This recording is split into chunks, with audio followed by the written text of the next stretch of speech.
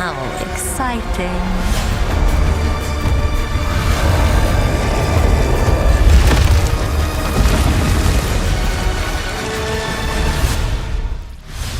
Hi, I'm Jonathan Rogers, Game Director on Path of Exile 2, and I'm here today to talk about the Witch.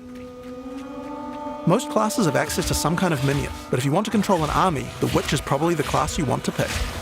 In PoE 2, most minions don't require summoning manually. This scepter gives me a couple of free warriors, but it's also going to give me another resource called Spirit, which you can spend on whatever minions you want.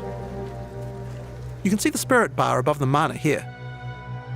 On the skill screen, you can pick the composition of your army. This is a level 2 area, so I can only afford one other minion. I'll pick a sniper for now. You can stay in the back with me. When minions die, they'll be revived automatically so long as no other minions died recently. So before your next battle, all your minions will come back to life.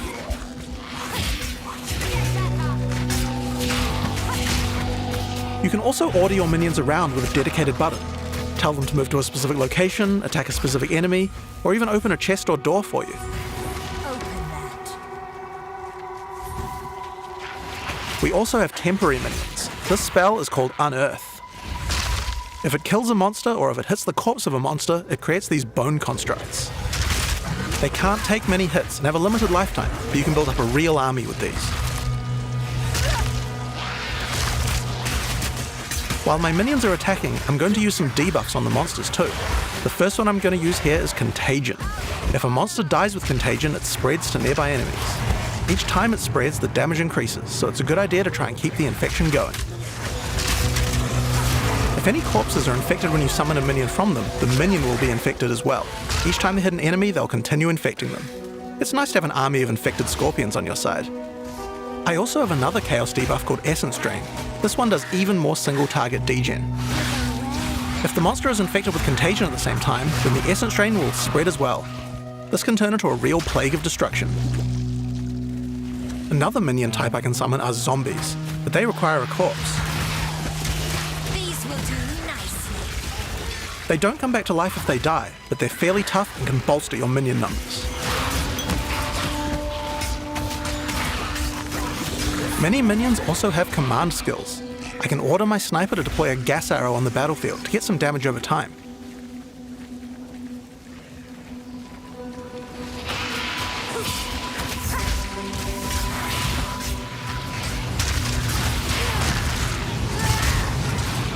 Now I'm going to summon a skeletal arsonist. They can throw little fire grenades, but they also have a command skill that can detonate your own minions that are low on life.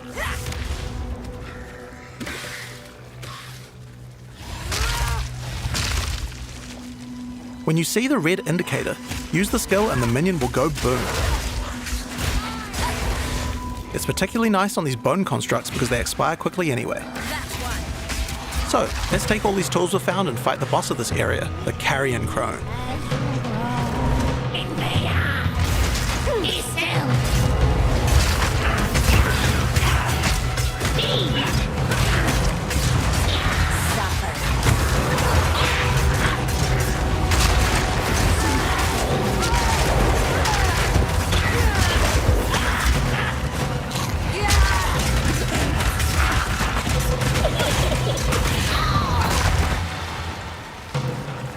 So, that's how many minions you can get at level 2.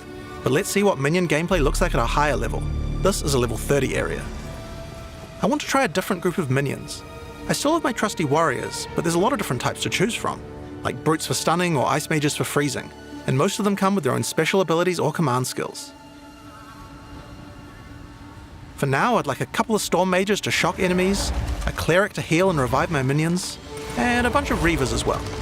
Reavers do high damage, and you can also enrage them before battle. This slowly kills them, but my cleric should be able to keep them alive. While my minions are attacking, I can use channeled skills like Bone Storm, which creates a devastating volley of sharp spikes.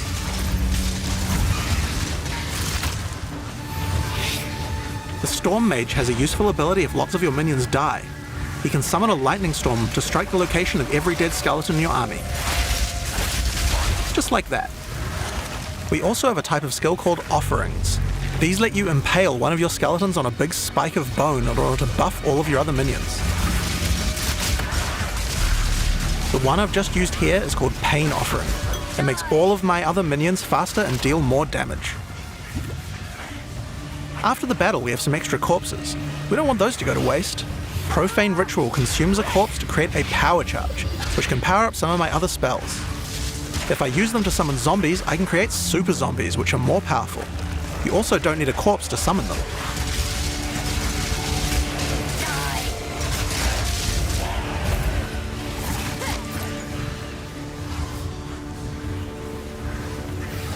I can also use power charges to channel Bone Storm. If I do that, it adds a devastating AoE.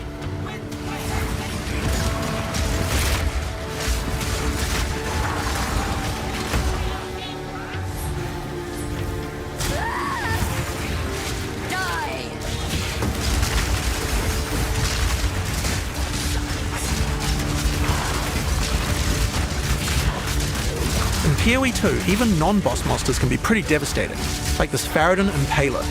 There's a wide variety of abilities and is pretty tough to defeat. But maybe I can put the body to a better use. This is a Bind Spectre gem. Using it, I can take the body of any enemy and capture its spirit so that I can keep it as a minion. Any monster can be captured, but the spirit cost depends on how powerful the monster is. It takes a lot of spirit for such a powerful enemy, so I'll have to unsummon a lot of my other minions, but it certainly seems like it might be worth it. If the Spectre dies, just like any other minion, it will respawn after a short time.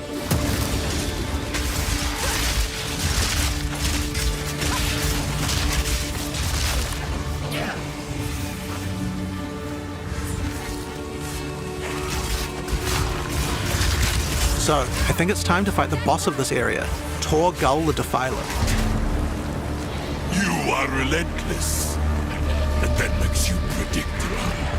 The end of Marraketh tyranny is nearly at hand.